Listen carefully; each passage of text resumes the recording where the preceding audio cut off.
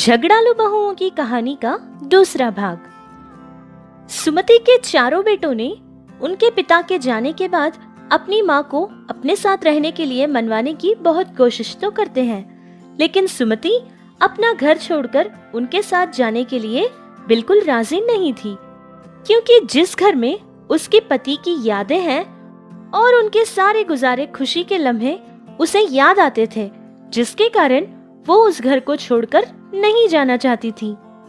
अपने बेटों से उसने साफ साफ कह दिया था कि जब तक वो जिंदा रहेगी तो उसी घर में रहेगी, वो उस घर को छोड़कर कहीं नहीं जाएगी।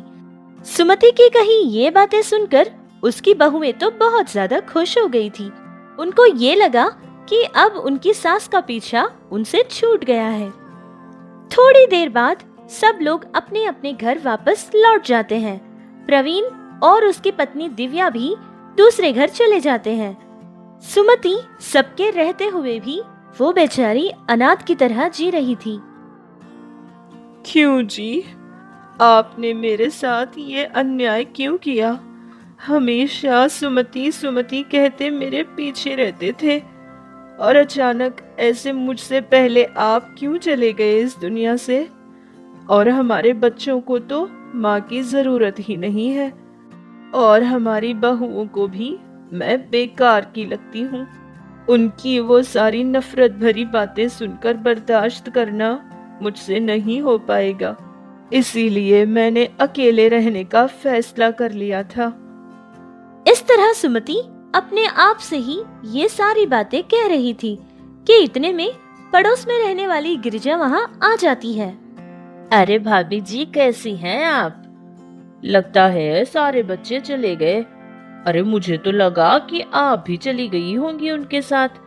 2 दिन से आपके घर के दरवाजे ही नहीं खुले थे, तो मैंने यही सोच लिया था। अब आपके घर में लाइट जल रही थी, मैंने सोचा एक बार देख कर आ जाती हूँ। अब देखिए ना भाभी जी, भाई साहब के चले जाने के बाद कैसी हो गई आपकी हालत। अब उन्हीं के बारे में सोच सोच कर बैठी रहेंगी तो कैसे चलेगा भाभी जी? आपको अपना भी तो ख्याल रखना है ना, वरना भाई जी की आत्मा को शांति कैसे मिलेगी? अरे ऐसा कुछ भी नहीं है गिरिजा, मैं बिल्कुल ठीक हूँ, तुम चिंता मत करो मेरी। जानती हूँ भाभी, कहने के लिए तो आप ऐसे कह रही हैं, लेकिन ऐसे अकेले कब तक रहेंगी आप? अगर आपको अपने बच्चों के यहाँ रहना ठीक नहीं लगता तो कोई वृद्धाश्रम में क्यों नहीं चली जाती? वहाँ आप जैसी बहुत सारी औरतें होंगी भाभी जी, जिससे वहाँ पर आपका भी टाइम पास अच्छे से हो जाएगा ना। अच्छा ठीक है, मैं इसके बारे में जरूर सोचूंगी। अभी रात बहुत हो गई है, तुम जाओ अपने घर। इतना कहकर सुमति गिरिजा को अपने घर भेज देती है। गिरिजा के जाने के बाद सुमति गिरिजा की कही बातें ही याद करती रही। सुमति को लगा कि अगर वो अपने बेटों के पास चली जाएगी तो उसके बहुओं का व्यवहार देखकर उसको अच्छा नहीं लगेगा, और बहुएं जो समझ आएगा वो कहती जाएंगी, जो वो सुन नहीं पाएगी। लेकिन सुमति के पास उस घर के सिवा और कोई आसरा नहीं था। इसी तरह 3 महीने गुजर गए थे।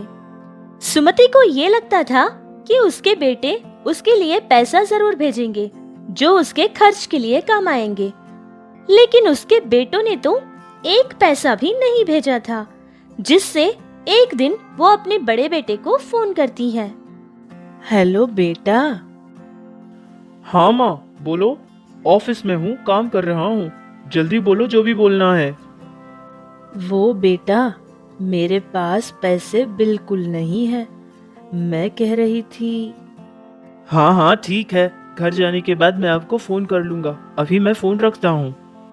इतना कहकर उसके बड़े बेटे ने फोन काट दिया था और दोबारा उसे फोन भी नहीं किया था।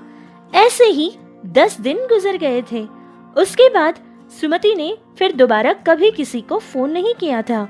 घर में जो कुछ सामान था सब कुछ खत्म हो गया था।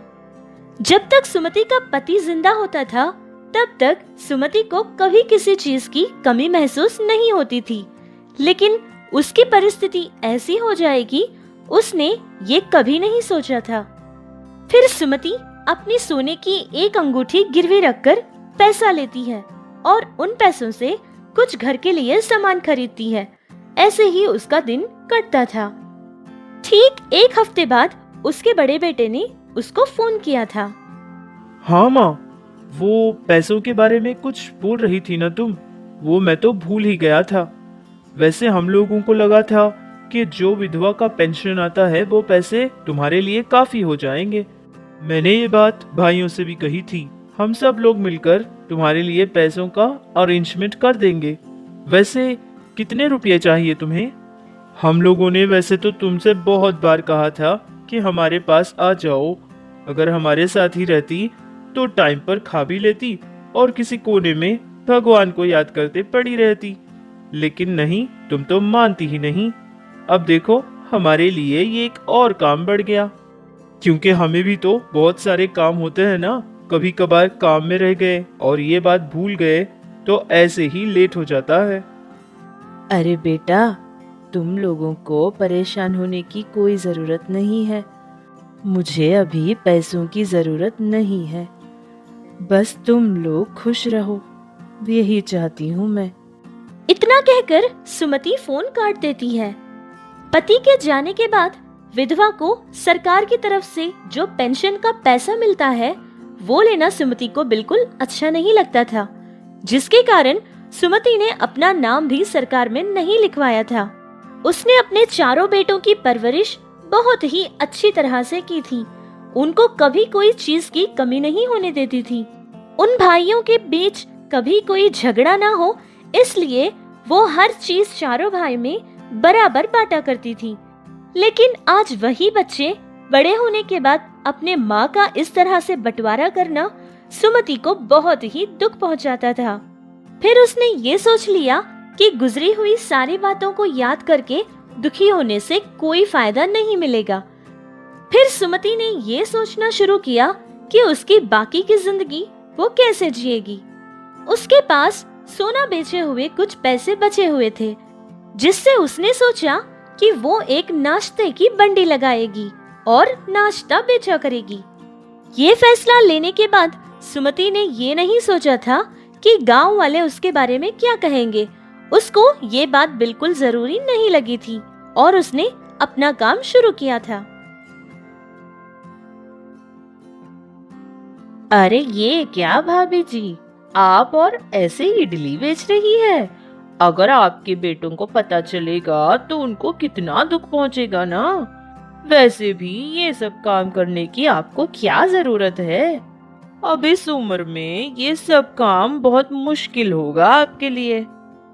अरे कोई मुश्किल नहीं होती है मुझे। तुम भी आओ और एक प्लेट इडली खाकर जाओ। इतना कहकर मुस्कुराती हुई उसके हाथ में एक प्लेट देती है। ऐसे ही काम करके वो अपना जीवन बिताने लगी। कुछ दिन गुजर गए थे। फिर ठीक 2 हफ्ते बाद उसके सारे बेटे और बहुएं सब मिलकर उसके पास आ गए थे। अरे माँ, ये तुम क्या कर रही हो? मैंने पैसे भेजने की बात करी थी तो तुमने तो साफ मना कर दिया था ना। किस लिए? इसीलिए ना कि इस गांव में हमारी इज्जत की धज्जियां उड़ा दें। हाँ, और नहीं तो क्यों? इसीलिए किया होगा इन्होंने ये सब, क्योंकि गांव वालों को ये लगे कि हम में से कोई भी इनका ख्याल ही नहीं रखता हो और सब लोग हमारे बारे में गलत सोचे। यही मकसद है इनका। हाँ माँ, तुमने जो किया वो बिल्कुल ठीक नहीं। हमारे सबके होने के बावजूद भी तुम ऐसे अकेले रहना और ये सब काम करना बिल्कुल ठीक नहीं है। अगर एक बार कह देती कि तुम्हें किसी के पास जाकर रहना अच्छा नहीं लगता तो मैं और दिव्या तुम्हारे पास आ जाते ना। हाँ हाँ, आपके मुंह से यही बात बुलवाने के लिए ये सब नाटक कर रही है आपकी माँ। मैं तो बहुत अच्छे से जानती हूँ इनको। हाँ सासू माँ, ये काम तो बहुत चीप लग रहा है।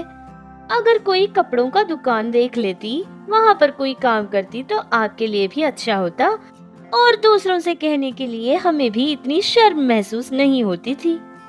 ठीक है ना, अगर आपको हमारे पास आना पसंद नहीं तो कह देती ना किसी ओल्ड एज होम में आपको शरीक करवा देते और आपके ऊपर जो खर्च होता वो सब हम लोग भर लेते ना। हाँ, वैसे देखा जाए तो वही ठीक रहेगा।